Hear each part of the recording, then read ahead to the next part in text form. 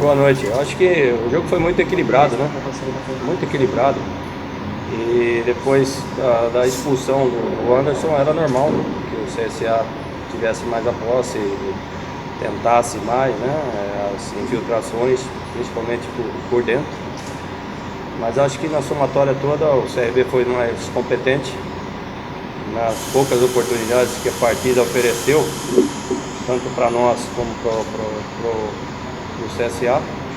O CRB foi mais competente, conseguiu fazer o gol, soube se defender muito bem, né? Nos últimos jogos a gente estava tomando gol, tomamos 5 gols nos últimos 3 jogos.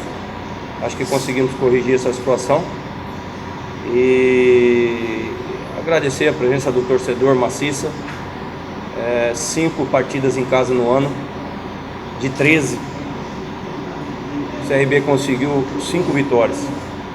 E é mais uma prova que a gente está insistindo nessa tecla que quando o torcedor vem no estádio, nos apoia, nos incentiva do primeiro ao último minuto.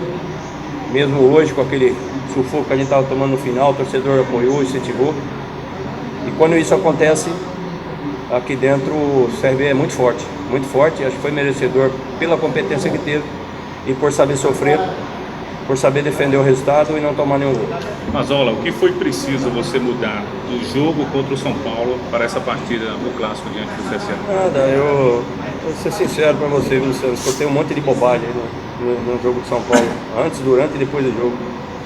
Estudamos o jogo muito antes, estudamos o jogo muito depois, e escutei um monte de bobagem.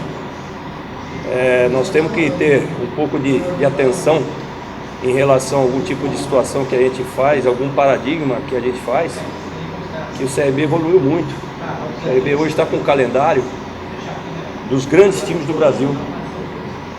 E é impossível você manter a mesma equipe, o mesmo esquema, com a variante de qualidade de adversário que você tem nas 3 competições. Eu vi muita bobagem, negócio de 3 volantes. Em momento algum aconteceu isso. Só quem não entende nada de futebol, que tem algum paradigma em relação ao meu trabalho aqui, que fala numa bobagem dessa, entendeu? E queriam o quê? Que fosse jogar lá no Morumbi com o São Paulo na situação que tá, com o puta do time que tem, queria que fosse jogar pra frente? Uma eliminatória de 180 minutos? Mudou a regra da competição, gente. O gol fora não vale mais dobrado. Então, acho que falta um pouco de percepção, um pouco até de conhecimento para colocar algumas situações. Aí o torcedor vem e reflete o que vocês falam, certo? Essa situação de 3 volantes, 2 meia, 1 meia, isso é muito relativo hoje em dia no futebol moderno. E como o CRB está no alto nível do futebol, né? A gente tem que também entender essas situações. Não existe aquilo que eu falei, não existe rodízio, vocês estão vendo o que está acontecendo. Estava conversando com o Dorival Júnior, que por sinal nos atendeu com uma gentileza, com uma seriedade lá antes do jogo no Morumbi. Se o São Paulo, que é o São Paulo, está tendo problema com pré-temporada curta, com a sequência de jogos, e nós temos mais jogos que o São Paulo, imagina nós. Então acho que a gente tem que abrir um pouco a cabeça, abrir um pouco o raciocínio, para que não incendeie o torcedor numa situação totalmente negativa, que aqui não tem nada negativo no CRB. O CRB bateu mais uma meta, passou para a 3ª fase da Copa do Brasil, está vivíssimo na 3ª fase da Copa do Brasil. Se o torcedor vier como veio hoje no jogo de São Paulo, o CRB tem grande chance de passar a eliminatória, certo? Então acho que tudo isso somado, tem que dar os parabéns para o torcedor regatiano. Tem que dar os parabéns para o trabalho do presidente Marcos Barbosa, o diretor Alarcon Pacheco. Não foi fácil, gente. Não está sendo fácil. Não é para qualquer um ultrapassar as metas. Está liderando todas as competições, está com chance em todas as competições. Estamos vivos na Copa do Nordeste, vivos na Copa do Brasil, vivos no Campeonato Alagoano, classificado com antecipação. Então, acho que tem que pensar um pouco mais antes de falar.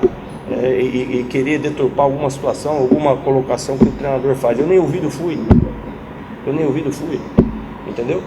E há um abismo entre você jogar com o São Paulo no Morumbi e jogar o clássico aqui, ou jogar o Campeonato Alagoano. Então tudo tem o seu peso e sua medida. E nós estamos tendo uma comissão técnica, uma diretoria espetacular, que estamos sabendo gerir. Agora vocês também têm que ajudar a gente a gerir essa situação perante o torcedor. Mazola, boa noite. Voltando a falar do clássico de hoje, naquele primeiro tempo, naquela ligação entre meio campo e ataque, você concorda que ainda está faltando aquele 10, aquele jogador que articule para fazer essa ligação? Eu não concordo, Rodrigo. Não concordo. Eu tenho um 10 no departamento médico, eu tenho um 10 que vive um momento de adaptação e tem o William que quando faz ali por dentro, quando tem espaço, cumpre.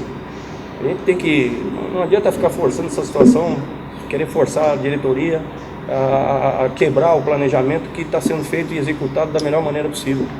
É lógico, no primeiro tempo tivemos a dificuldade, teve muita ligação direta, mas normal, até porque a gente tinha visto que o time do CSA é um time que joga muito comprido, um time muito longo, e havia ali aquele espaço entre a linha dos volantes e a linha defensiva. E acho que correu bem, acho que na primeira parte tivemos grandes oportunidades igual ali naquele setor e poderíamos ter criado mais. Eu acho que a gente tem que ter um pouco de paciência, ter calma, não ficar cobrando contratação, em cima de contratação, isso não vai resolver o nosso problema. Nós temos que recuperar e dar ritmo ao Rafael, temos que recuperar o Leilson, temos que trabalhar mais a parte física do William Santana ainda, do William Fernandes. Deixa a gente trabalhar. Nós estamos com 13 jogos, se eu não me engano, já na temporada, em 45 dias de trabalho, gente. Isso não existe. E todos nós, no clube, não estávamos habituados a isso. Certo? Com 15 dias de pré-temporada. Então tudo isso tem que ser analisado, tudo isso tem que ser observado, para que a gente possa começar a voltar naqueles paradigmas, né? Porque jogou com 3 volantes, porque está faltando meia. Pô, os grandes clubes do Brasil, está faltando meia, o mundo está faltando meia. Os fera, se for para vir qualquer um, não adianta para encher linguiça, para dar satisfação para o torcedor. Não, vamos recuperar a turma, tenho certeza que a gente vai cumprir todas as metas nesse primeiro começo aí, até abril. Nós vamos conseguir cumprir todas as metas que foram planejadas e foram traçadas. Vamos seguir firme nesse caminho e não deixar que nenhuma situação transitória possa atrapalhar esse planejamento, que digo, está sendo muito bem executado e os atletas estão de parabéns. Nós estamos tendo problemas e estamos lutando, todo mundo junto, unido, trabalhando pra caramba. Nós tivemos um dia de folga até o momento, foi um domingo de carnaval, um dia de folga, desde o dia 2 de janeiro. Então isso também tem que ser valorizado, tem que levar em consideração. Sobre o Pico Potiguar, você comentou sobre a opção em relação a ele no início do jogo e o correspondente dentro de campo. Sim, o Júnior infelizmente teve aquele problema muscular logo no começo da temporada, né? Logo depois do jogo de Campina Grande. E o Júnior também vinha de um bom tempo inativo, né? Aí a gente fez todo o trabalho para recuperá-lo, inclusive na sexta-feira ele participou do coletivo com o pessoal que não jogou em São Paulo. É um jogador que tem muita qualidade. Se nós conseguirmos recuperar o Júnior também, como foi o Júnior de casa, o Júnior que jogou Copa Europa na Moldávia, o CRB está muito bem servido. Ele é muito bom jogador e a gente espera que ele possa recuperar a grande forma dele. Mas olha, como é que você está analisando, falando um pouco mais fora o clássico, a questão das semifinais, ser classificado, qual parte é classificado, com relação também à projeção de uma rodada aí, mais o adversário aí na outra fase da competição, Mazola? Não, nós vamos manter o ritmo. É lógico que nós precisamos. Tem alguns jogadores aí, inclusive até com uma sequência de jogos já muito preocupante, um desgaste muito preocupante. E nós vamos ver durante a semana o que nós vamos fazer, porque no sábado e na quarta-feira nós temos 2 decisões importantíssimas, né? Precisamos pensar no Asa, sim senhor, mas também temos que pensar no Santa Cruz, para dar uma adiantada na nossa classificação na Copa do Nordeste, recuperar os pontos que nós perdemos em Recife, e aí a decisão, vida ou morte contra o São Paulo aqui. Mazola, você falou muito no desgaste da equipe, né, da maratona de jogos. O que fazendo nesse jogo, nessa decisão que vai ter na Arapiraca para tentar manter a primeira colocação?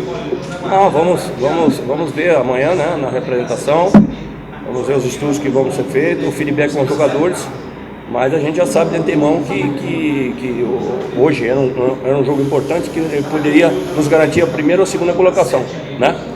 E isso foi alcançado.